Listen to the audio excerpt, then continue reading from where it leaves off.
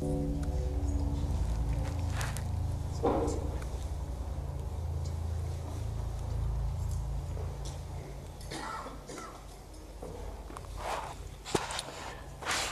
in Jerusalem, a little while back, Ron Wyatt, a colleague and team member and friend, was excavating just outside the north wall of Jerusalem. And as he dug down, he was watched by a British tourist. And they came back at night, the team, and they would discuss their day's work at the Jerusalem Hotel, which is the place we usually stay at, close to the Skull Hill area. And as they were discussing it, this English tourist overheard what they were doing. And he asked Ron, can I come across and watch what you're doing, and what are you after, what are you trying to find? Ron said, look, I can't tell you that because the Antiquities Department has sworn me not to reveal what we're doing. And so this guy watched the team when they went out the next day, and as they got closer to the site, he was hiding around corners and he was discovering just exactly where they were working. And that night they came back, discussed again. He sat as close as he could to listen in. The next day he followed them again. He was going to get a whole picture of what was going on. And as it turned out, they were working around near the skull face north of Jerusalem. And he was getting a little bit of an eyeful. He knew now what they were after. So that night he said to Ron, I'm going to call the press. The whole world has to know about this. Ron says, no, you can't do that. We're sworn to secrecy. He said, I'm going to tell them anyway. The world has to know about this. And the guy called a press conference. And so the team flew out that night, the next morning rather, and they were determined not to be there when the press conference was called because they had sworn themselves to secrecy on what they were doing. The next morning, in the alleyway where the young man had called the conference to be at 9 o'clock, he was found in a pool of blood at 8 o'clock. And the newspapers said it was an Arab terrorist. Of course, we know it wasn't. Jerusalem is a city that's on a tenterhooks. You never know when a suicide bomber is going to come crashing into you and blow you both up. It's pretty hard over there at the moment. A lot of people are having sleepless nights. If only he had listened. Anyway, we're talking about the Ark of the Covenant. That great golden chest that graced Solomon's temple. In fact, King David, the father of Solomon, announced that the temple was to be built to enshrine the Ark of the Covenant. A magnificent temple, one of the wonders of the world, was specifically constructed to house a small golden chest. Now, why would that be so? What was so special about this golden chest? And what has happened to it? For 800 years it was the most precious artefact on the face of the earth, and then it vanished. And today, travellers and writers and lecturers and speculators have their theories about what happened to the Ark of the Covenant. Some say it landed over in Ireland. Others consider that it went to Rome, or down into Ethiopia, or up into Jordan, or over into the Dead Sea area of Israel, or even near Jerusalem. Mount of Olives, Bethlehem, or some other place. Mussolini went after it. couldn't find it. Hitler also thought that if he could get hold of the Ark of the Covenant, he would have no trouble ruling the whole world. What was so special about this great golden chest that graced Solomon's temple? Well, back there in those days when the kings of Judah ruled and the Babylonians were a world empire, the Babylonians came 3 times against Jerusalem and ultimately they destroyed it. And when they took the treasures away from Jerusalem, the golden Ark of the Covenant was not listed among the treasures that they took. So what did they do with it? They took the people prisoner for 70 years. After 70 years of Jerusalem lying in ruins, the people came back and they built a second temple. But the Ark of the Covenant was not in this second temple. Where was it? When the Romans came in AD 70 to destroy Jerusalem again and destroy the temple, they did not find the Ark in there. They did not find a number of things that they were searching for. Replicas were there in their hands, but not the originals. What happened to the originals? Well, today we are going to go on a search. We're going to take you right into our own day, and it's going to be a thrilling adventure, I can tell you. Jerusalem lay in ruins for a while, and all the searchers in Jerusalem went looking for the Ark, but they never found it. Not anywhere. And those rumours you hear today about the Ark being in one place or another, you don't have to believe them, friends. There are replicas in the world, but they're not the real thing. So, where is it? Well, in Jerusalem today, Ron Wyatt, in modern-day Jerusalem, had a very strong impression that he had to start digging in a certain place. And he was walking outside the walls of Jerusalem with the Antiquities Director, Dr. Dan Bahart, of the Israeli University. And they were talking about Roman pottery and other things, and suddenly Ron's arm shot out and he says, there's Jeremiah's grotto, the Ark's in there.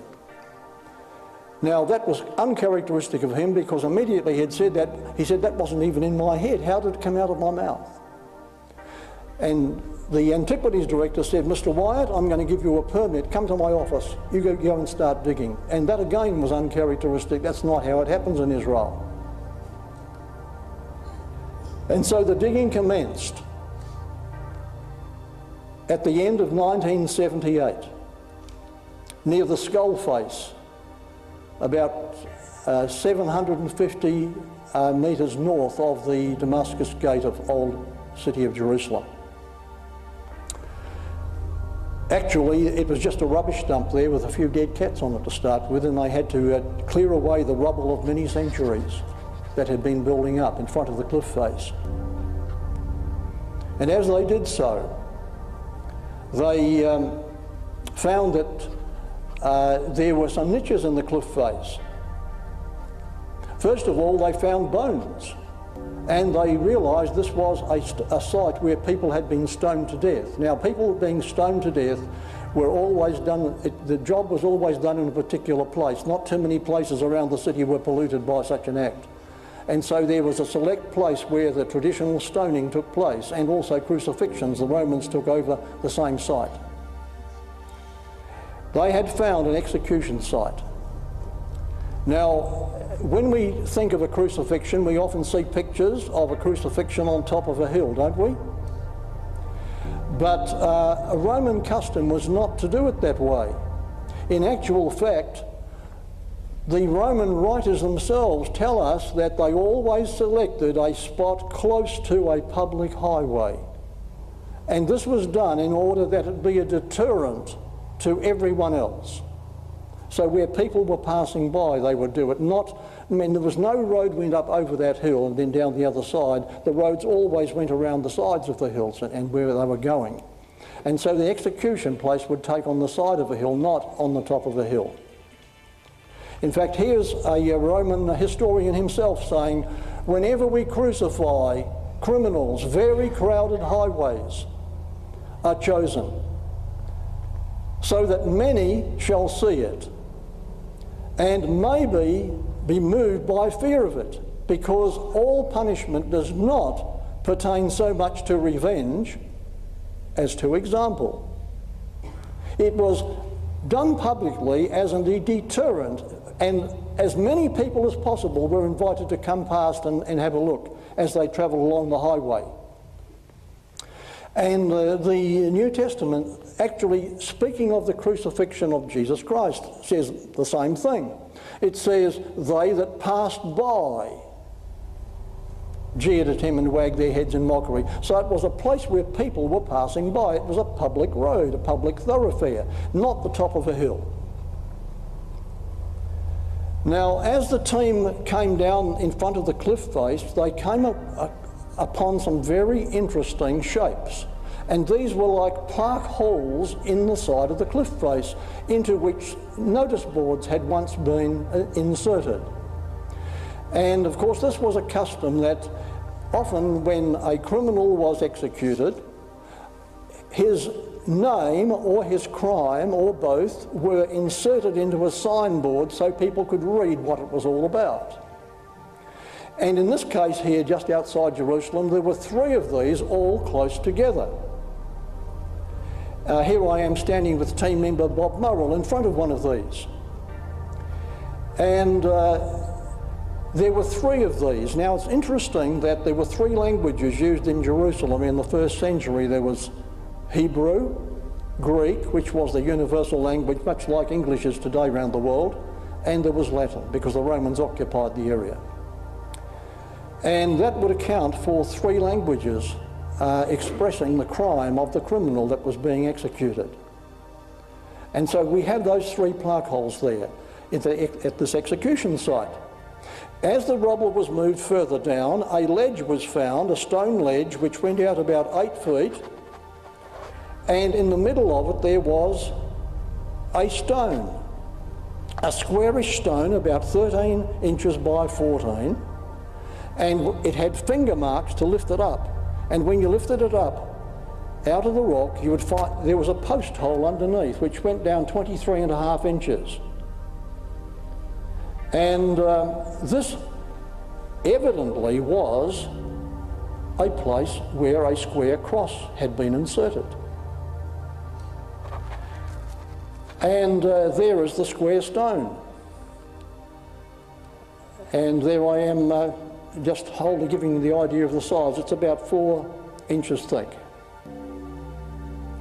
Now, as the time went by and the digging continued, and that platform was cleared away, packed earth in front of that had to be removed, and then about another 4 feet down there was another platform.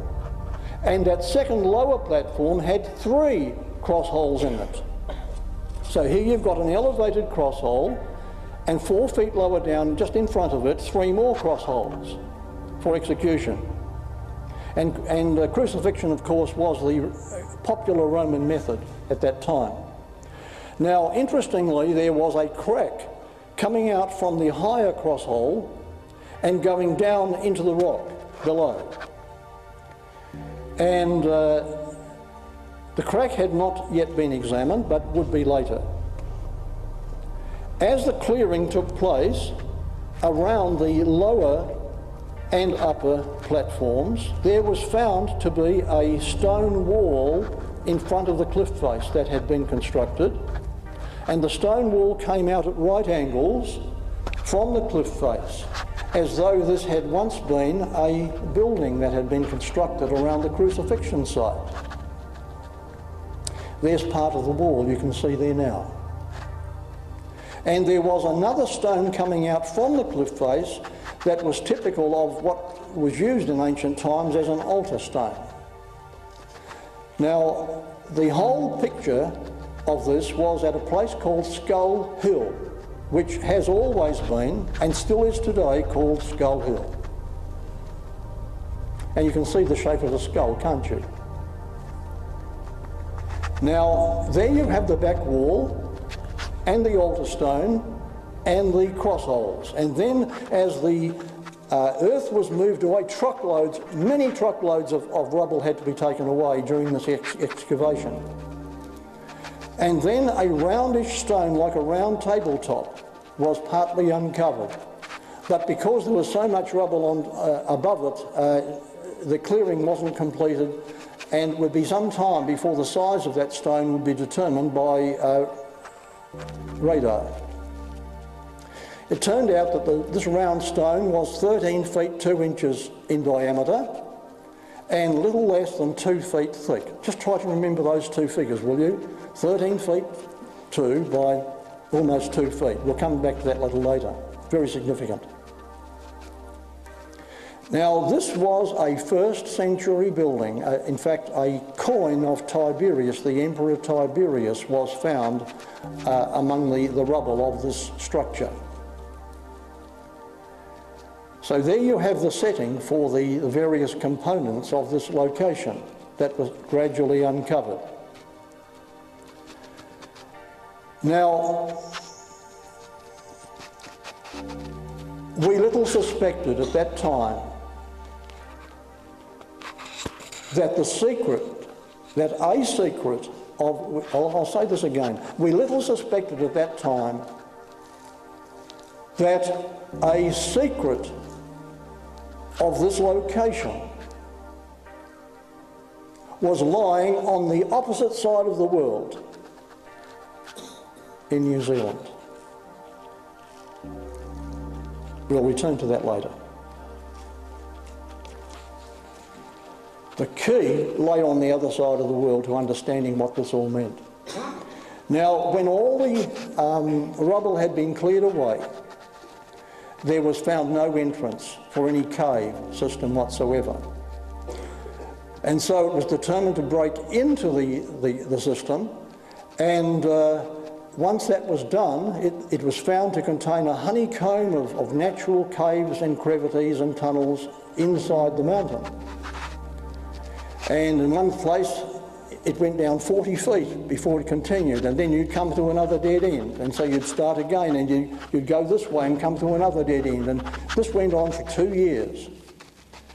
And not the full time of 2 years, but in the excavation season over 2 years. There's a lot of work in clearing away, trying to make a space and a direction where something might exist that was worth looking for. And the determination in this was kept alive by Ron's memory of what had happened that particular day when he was walking with the Antiquities Director, and this was enough to keep him going. He knew there was something very special about this site. And he knew what he was looking for, but he didn't know how to get there. And one by one, various members of the party began to give up. They were getting discouraged. A couple of them flew home back to America because they had pneumonia. Ron actually had pneumonia too at the same time, but he was like a bulldog. He'd kill himself before he'd give up. And that was his wife. That's his wife there, Marinelle.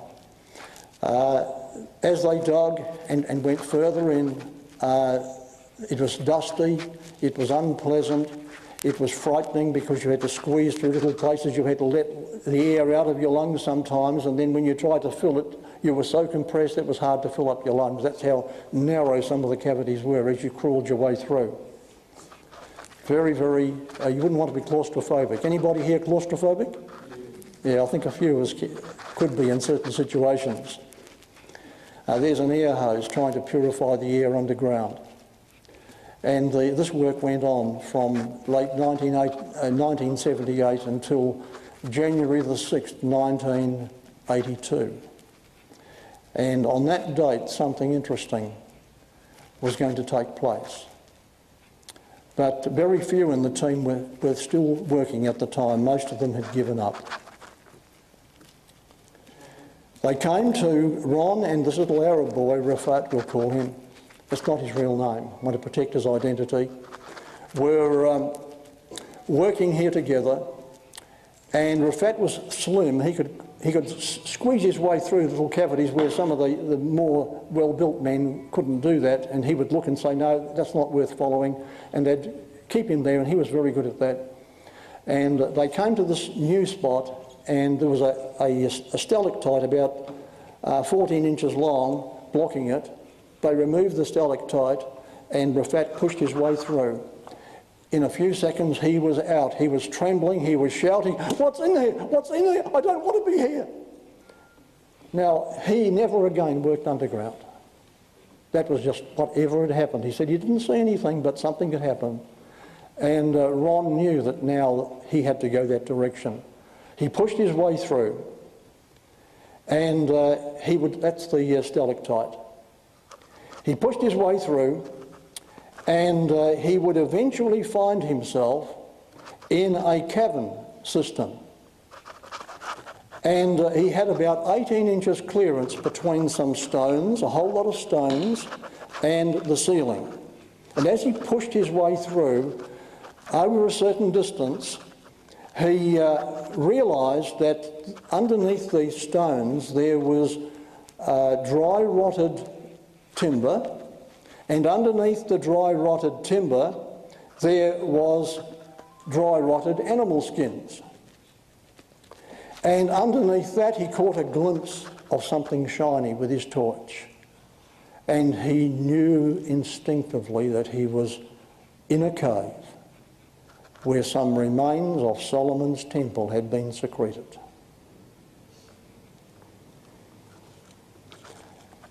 As he pushed his way further, he came to another section later on over the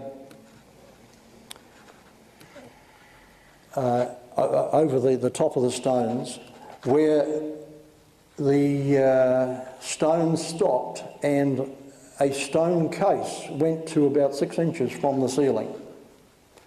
And here he then saw that this stone case had been cracked, and there was a crack going down the side.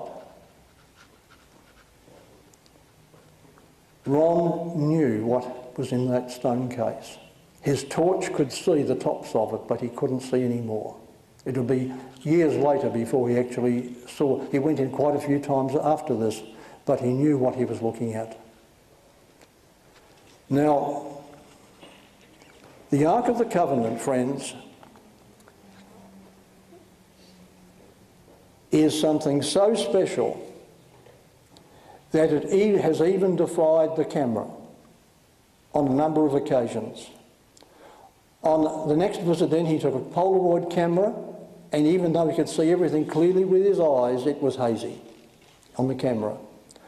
He took a 35mm camera in to the same result. And he thought, well, what can I do? I know what this is, but how can I tell anybody? How can I get evidence? Because I don't see any way I can get all the stuff out of the cave. It's full up with stones and other stuff. It's been deliberately concealed, and I don't know what I can do about this. And so for some time he told nobody. He told his wife, Mary Nell. Members of the team knew about it, close friends knew about it, but he didn't dare go to the Antiquities Department yet, not yet. And when he did, and they knew what had been found,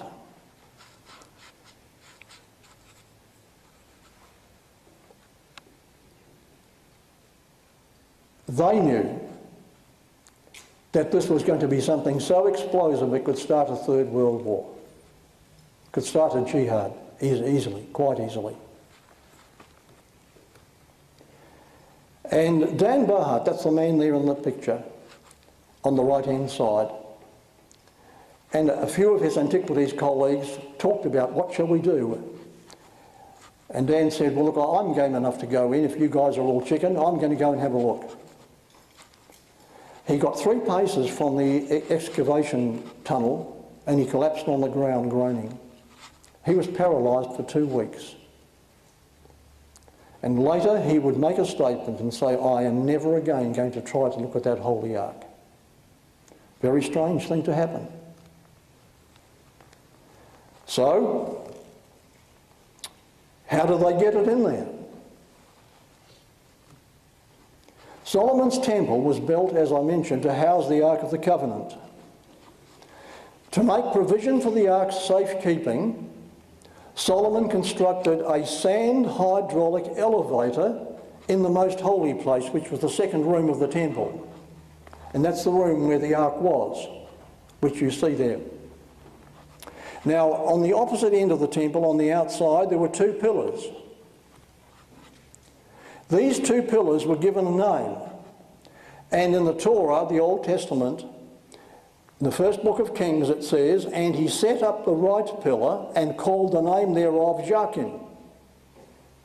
And he set up the left pillar and called the name thereof Boaz." Now, why were these two pillars given names? Jachin means fulcrum and Boaz means force. Was this a clue to their purpose? Well, the height of each capital is recorded as being 5 cubits. That's the normal position. The capital is that section near the top of the pillar, which fitted in, like a piston, you might say.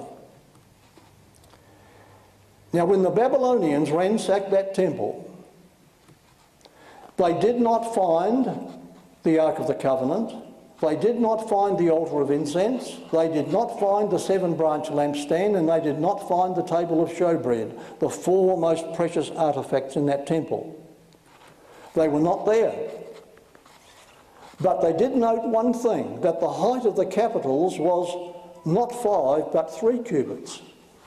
Something had happened to diminish the height of the capitals on top of the pillars. So what had happened?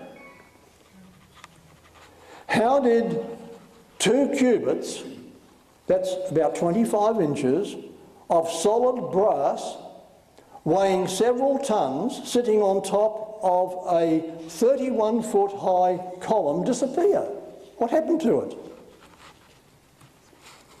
The answer is this.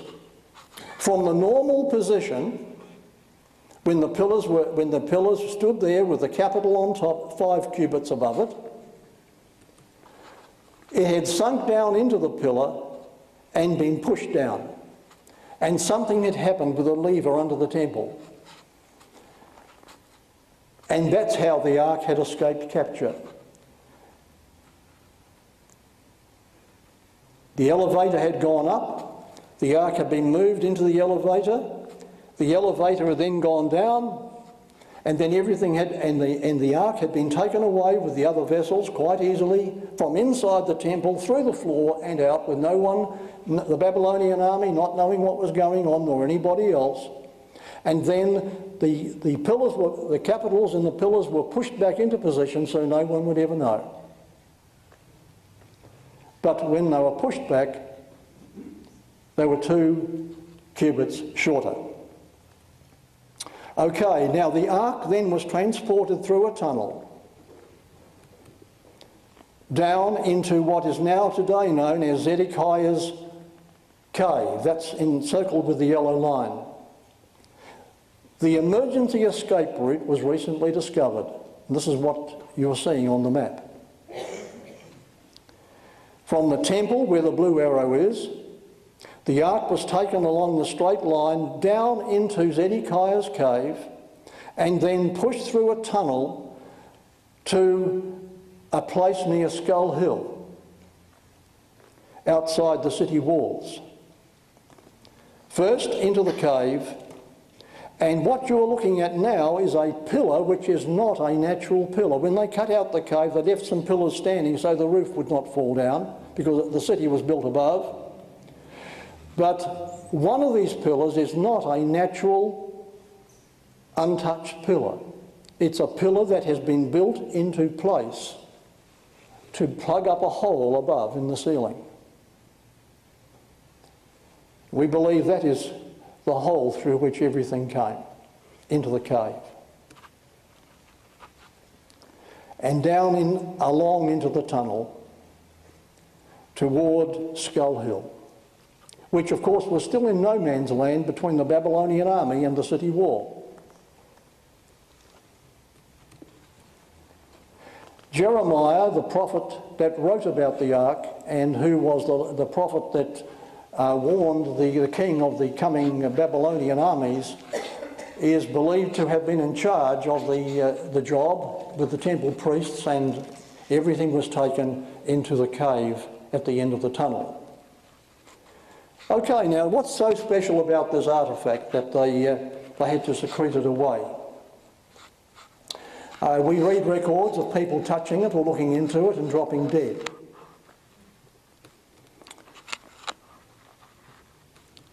What was put inside? You know what? There was 2 tablets of stone with a law written inside them. We called that the 10 Commandments. That was inside the ark. And on top of that was a lid called the mercy seat. Now the law cannot be changed.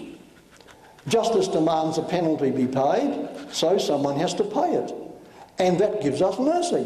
And the lid of the ark was called the mercy seat. And once a year this ceremony was enacted inside Solomon's temple. The promised one's blood will be spilt and his mercy will set you free. Okay, we're in the death cell. We can't help ourselves. Somebody comes with a rope and says, hang on to the rope. You can't buy that kind of rescue. Lasting life can't be bought. Doesn't matter how good I am. I can't lengthen my life by doing good deeds for the Red Cross or anything else. And working for charity, that's not going to make me live longer necessarily. I can't do anything about it. It can only be given to me and I've got to accept it, just like a prisoner on death row. Okay? So, it's a free gift. Now, a friend gives me a free gift, he gives me a birthday gift. I say, hey, how much did that cost you? I'd like to pay for it. What would our friend do? He'd be insulted, wouldn't he? Okay? All right, the prophecy of the Ark of the Covenant said it's going to happen in Mount Moriah. Now, have you ever heard of that mountain? It's a mountain actually in Israel. That this event is going to happen in Mount Moriah. There's Old Jerusalem. Now, Mount Moriah is where Solomon's temple was built ultimately. And Mount Moriah, the prophecy said, is the place where this ultimate sacrifice would be made. Now for the big surprise. Mount Moriah is where Ron Wyatt started digging and found the crucifixion site. And Mount Moriah has this big crack going through not in the lid only of the big box that enshrined the ark in the cave, but that crack went straight up through the rock to the elevated post hole at the crucifixion site. Now, Jewish history tells us that on the 14th of Nisan in 31 AD at 9 o'clock in the morning, something happened. A man was executed. That was April the 23rd, 31 AD. Fix that date. April 27th, April 27, 31 AD at 9 o'clock in the morning. This is recorded history. He was put on an execution cross. At 3 o'clock, 6 hours later, the earth shook, there was an earthquake, the rock was split open from the cross hole down to that cave. This is history. And we've found the crack. Goes right down 20 feet from that elevated platform to the ceiling of the cave below. And this happened at Skull Hill, place of execution. Now it's interesting that in the place where he was crucified, there was a garden, so the record says. And in the garden, a new sepulchre. A sepulchre is a tomb. It was nearby. Looking down from here, from the top of the crucifixion site, down into a garden, we do find the remains of a tomb. And this tomb is a very interesting one. The person was taken off that cross that afternoon. His body was taken across to the tomb, and he was laid inside that spot you see there. Interestingly, it was not his tomb. A rich member of the Jewish council who sympathised with the man's mission donated his own tomb for this criminal, so-called, to be laid there, and he was placed in there, but he was too tall, and they had to quickly hack out 3 more inches. The length of the space of the man that owned the tomb was 5'8". The length of the man that had to be put into the tomb was 5'11". And there's evidence that those last 3 inches were hacked out very quickly and unexpectedly before somebody else other than the man who owned the tomb, which he had built for himself. There's my wife Josephine sitting in a trough in front of the tomb, which measures just under 2 feet. And that was a place for a great stone to be rolled to seal the tomb. Now, interestingly, the owner of that tomb was a man called Joseph. He was a very rich nobleman. He was an importer of tin and lead. And he was a trader with England, with the Cornish coast of England. And he had a shipping company. He was quite a wealthy man. He had an interest in the tin mines of Cornwall, and he also had a shipping fleet. And he had a lot of influence in the land of Israel at that time, and he went to the Roman governor Pilate and he asked for the body of the man who was executed. Now, by law, only a close relative was allowed to do that. And the Jewish records state that this man, Joseph of Arimathea, was the great uncle of the executed man. And that's why he was allowed to claim the body. Jewish records tell us this. The Jewish Talmud tells us this. You ask any rabbi. And this man was then taken into this tomb, and there was rolled in front of the tomb a great stone. And the Roman soldiers were put on guard, because this man had made a claim that he would rise on the 3rd day. But his enemies said, now that's nonsense, we don't believe that, but we don't want anybody coming and stealing his body and making a false claim. And so they put the Roman soldiers in guard. Now, where the stone would have fitted, that's me touching the edge where the rock comes out to receive the edge of that round stone. And then on the left-hand side of the entrance, there is a peg. There was a peg actually both sides, an iron peg, which would be placed beside the stone both ways, so the stone could not be moved either side without taking out the peg. That makes sense, doesn't it? And the stone itself, if you measure between the 2 peg holes, is 13 feet 2 inches. Did we mention that somewhere before? All right, that's interesting. Okay, now, this stone, an engineer has done a calculation for me. He said this stone would have weighed over 13 tonnes. Pretty heavy. And the peg, he calculated, would be able to withstand, the peg was 2 of my finger thicknesses. The peg would be able to withstand 60 to 80 tonnes pressure before snapping.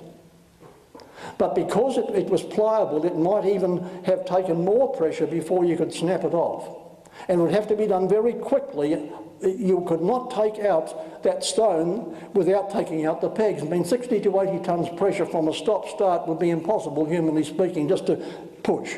You couldn't do it. Okay, there we have the peg's been taken out of the other one, but this one, the peg is still in. But the stone is gone. So how on earth did the stone get taken away with this peg still being here? Well, the truth is that this peg is not all there. The part that stuck out has been snapped off. But there's also about 1.5 inches of bending took place before it snapped to the left. Some great force somehow pushed the stone without taking off the peg and snapped the peg right off sheer with the wall. Humanly speaking, that's impossible. But there is the broken off peg still in there. And this was examined by the Israeli Antiquities Department 4 years ago. They did a test on it and they found that there was lead around the peg. This was a Roman method of fixing something in a wall. The lead made it easier to hit the peg into the wall. And here that we have then Roman pegs on a Jewish tomb, a very unusual and unique phenomenon, unique in the whole world. That Roman pegs would have been put into a Jewish tomb. It was never done. There had to have been a collusion between the Roman governor and the Jewish Sanhedrin for this to have happened. It could not have happened any other way. Something very special must have happened here. And the ancient record of eyewitnesses, the soldiers themselves, says that a great shining light came down. The stone was suddenly rolled away by a great shining being, and that the occupant of the tomb got up and walked out of the tomb. And when people came there, they saw a young man sitting in the tomb, and he says, "Don't look here, he's gone. He's alive." You can go to Jerusalem and visit that spot and you'll see it. Now, the link is a rich man's garden tomb. I'm talking archaeologically here. A rich man's garden tomb. You've got Skull Hill just to the east of it, very close. And down in the middle, at a lower level than the tomb, just slightly lower, you've got this ancient building, which encloses a crucifixion site. And in front of those 4 cross holes is this round stone that comes from the rich man's tomb. Somebody made a link between the tomb and the crucifixion site and rolled the stone, got people to roll the stone down there and enclose it in a building to memorialise some kind of event. Who would have done that? Now, the blood has been tested. When Ron first went into the cave in Jerusalem, he saw a black substance in the crack there just above the ceiling. He saw it also down there on the lid. But first of all, this was more accessible. And he took a sample of that blood. I'm going to show you the event that took place on movie now that followed that.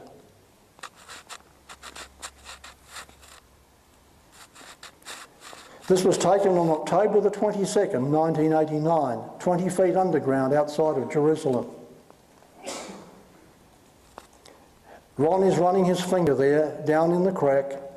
He's pointing to some drops of blood, in particular here.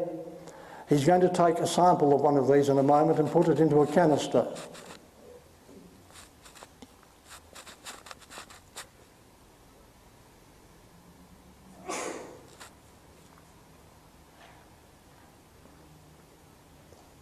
He's going to seal it. It's going to remain sealed.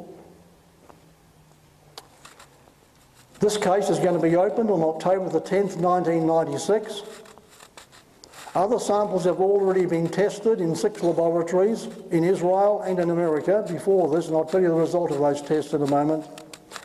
But now we're going to take out one of these pieces. There's going to be sterile water poured into it at blood temperature.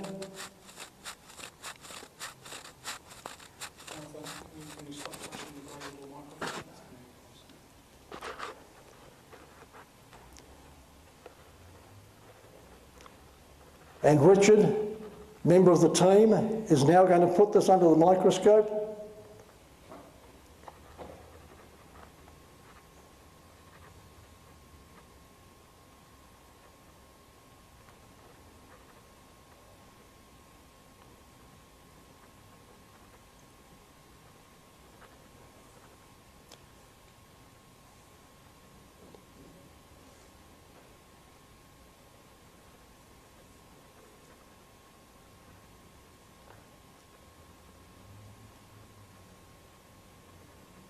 You're going to see this blood on the screen. Red corpuscles plus somatids. Somatids are tiny little particles you'll see moving in between, which form two of the ingredients of blood, human blood.